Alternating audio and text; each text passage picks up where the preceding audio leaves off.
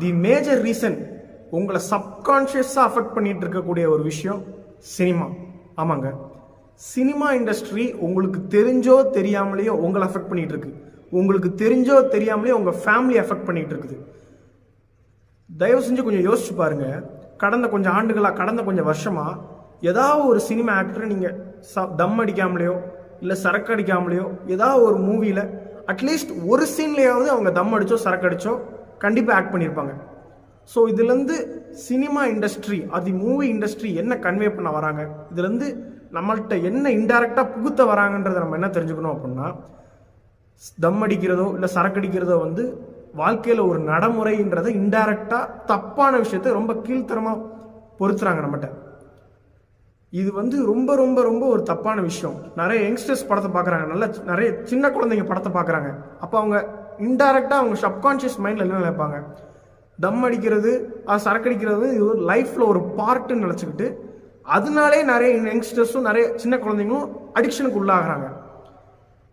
எதனால் சினிமா இப்படி ஒரு வைட்டல் ரோல் ப்ளே பண்ணுதுன்னு நிறைய பேர் நீங்கள் கேட்கலாம். நம்ம ஆடியன்ஸ், நம்ம பீப்புள் வந்து லிட்ரலாக we are subconsciously connected to cinema.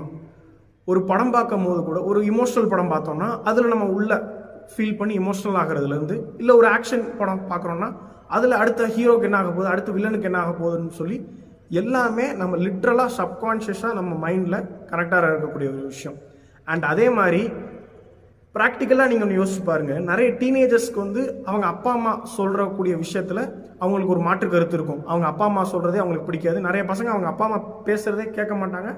நிறைய ஆர்கியூமெண்ட்ஸ் இருக்கும். ஆனால் வேறல்ஸ் அவங்க ஃபேவரட் செலிபிரிட்டிஸை பாருங்கள், அவங்க ஃபேவரட் ஆக்டர்ஸை பாருங்கள், லிட்ரலாக அவங்களுக்காக உயிரே கொடுப்பாங்க. இதுதான் நடைமுறையில் நடந்துட்டு இருக்கு. யோசிச்சு பாருங்க. அப்போ எந்த அளவுக்கு ஒரு செலிபிரிட்டிக்கு ஒரு ஃபேனுக்கு ஒரு கனெக்ஷன் இருக்கு, அப்போ எந்த அளவுக்கு ஒரு சினிமா ஆக்டருக்கும் ஒரு சாதாரண ஆடியன்ஸுக்கும் கனெக்டட் இருக்கு. லிட்ரலாக நிறைய டீனேஜர்ஸ் வந்து they are attracted to their actors. இதனால சப்கான்ஷியஸாகவே என்ன ஆயிரும்னா, ஐயோ நம்ம தலைவன் பண்ணுறான், அப்போ நம்ம பண்ணால் தப்பு இல்லை அப்படிங்கக்கூடிய ஒரு தாட் கண்டிப்பாக எல்லா ஆடியன்ஸுக்கும் வரும். ஸோ இதனால் நான் என்ன சொல்ல வரேன் அப்படின்னா, எனக்கு சினிமா பீப்புள்கிட்ட, சினிமா இண்டஸ்ட்ரிகிட்ட ஒரு அன்பான வேண்டுகோள் இருக்குது. Yes, I have an kind request for you. Cinema people, cinema ஆர்டிஸ்டாக இருக்கலாம், இல்லை சினிமா டேரக்டர்ஸாக இருக்கலாம், நீங்கள் இந்த வீடியோவை பார்த்துக்கிட்டு இருந்தீங்க அப்படின்னா தயவு செஞ்சு உங்கள் ப்ராஜெக்ட்ஸில் ஸ்மோக்கிங் அண்ட் ட்ரிங்கிங் சீன்ஸை தயவு செஞ்சு அவாய்ட் பண்ணுங்கள். சினிமா டேரக்டர்ஸ்க்கு மட்டும் இல்லை, ஷார்ட் ஃபிலிம் ஆர்டிஸ்டாக இருக்கலாம், இல்லை ஷார்ட் ஃபிலிம் டேரக்டர்ஸாக இருக்கலாம், தயவு செஞ்சு நீங்கள் பண்ணுற அந்த ஸ்மோக்கிங் அண்ட் ட்ரிங்கிங் சீனை தயவு செஞ்சு